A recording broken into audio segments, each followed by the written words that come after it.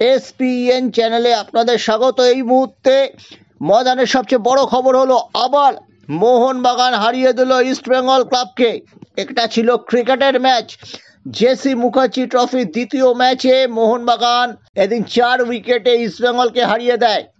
টানা 2টি জয় পেল মোহনবাগান। মোহনবাগানের বিরুদ্ধে ইস্টবেঙ্গল প্রথম ব্যাট করতে নেমে নির্ধারিত 20 ওভারে তোলে 178 রান 4 উইকেট হারিয়ে। রিতম পরেল এই ম্যাচের ট্র্যাজিক নায়ক। তিনি 56 বলে 96 রান করেছিলেন, কিন্তু দলকে জেতাতে পারলেন না। মোহনবাগানের জয়ে দলের নায়ক বাংলা টিম থেকে বাদ পড়া অভিষেক রামন, তিনি 31 বলে 56 রান করেছেন। বাংলা দলে খেলার জন্য মোহনবাগানের 4 জন প্লেয়ার রয়েছেন, তেমনি ইস্টবেঙ্গলের 4 জন প্লেয়ার রয়েছেন। রেল এবং বাংলা দলে খেলার জন্য পুরো দল কেউ নামাতে পারেনি।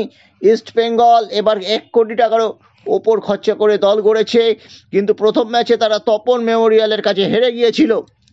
এই তপন মেমোরিয়ালকে আবার আজকে হারিয়েছে সিএবি সচিব বাবলু কোলের কালীঘাট ক্লাব। আগামীকাল মোহনবাগান এবং কালীঘাট মুখোমুখি হবে।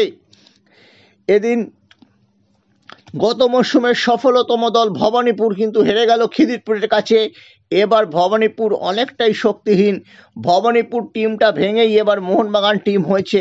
প্রায় ভবানীপুরের গত মরশুমের 8 জন প্লেয়ার এখন মোহনবাগানে নিয়মিত খেলছেন, সেই সঙ্গে কোচ সঞ্জীব গোয়েল। এই প্রতিযোগিতায় মোহনবাগান নিঃশব্দে ফেভারিট। তাদের 4 জন প্লেয়ার কিছুক্ষণ দিন পরে হয়তো ফিরে আসবেন এবং তখন ইস্টবেঙ্গলের সঙ্গে জোর টক্কর হবে।